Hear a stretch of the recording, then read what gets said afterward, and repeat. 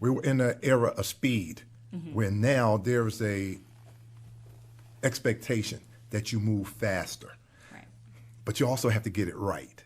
That's tough. That's tough, especially if you're going from 0 to 60. Right. What I would have had them do both. First thing I would have did was I would have hired somebody like Icarus Consulting to say, hey, help us. I hear you, yeah. Hey, no, I'm serious. Yeah. I mean, Forbes said we're one of the best doing this. Why not pick up the phone and say, hey, help me do the statement while at the same time Yeah. we think through how we, what we need to actually do. You can do both. And so that's what I would have advised them to do. I would have advised them to ask their employees. I would have asked them to go to their communities and do what a couple of companies did, which put together an ad hoc sort of diversity board of directors, board of advisors. Help us.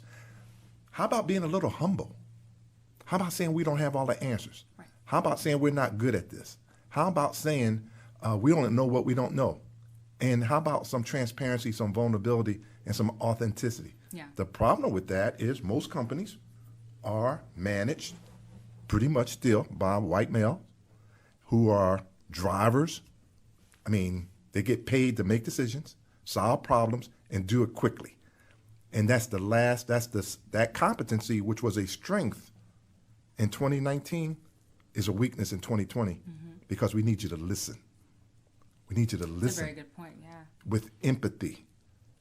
If you're a 50-year-old white male running a successful company, you have no idea. And the reason I can say that, because they asked me. I got a question from a CEO that says, Shelton, help me understand why when we saw in Atlanta the protests after Rayshard Brooks, we saw people looting and burning. What did that have to do with Black Lives Matter?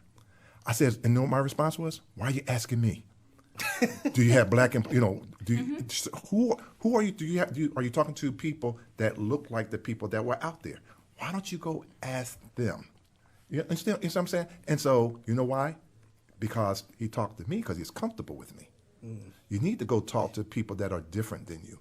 If you don't know, what was in their mindset. Now, I'm not trying to conflate what we saw at Phipps Plaza Sure. Yeah, with what, but to somebody who doesn't understand and that's what they see on CNN, they're left asking, I'm confused. Sure. And I'm afraid to ask somebody what's going on.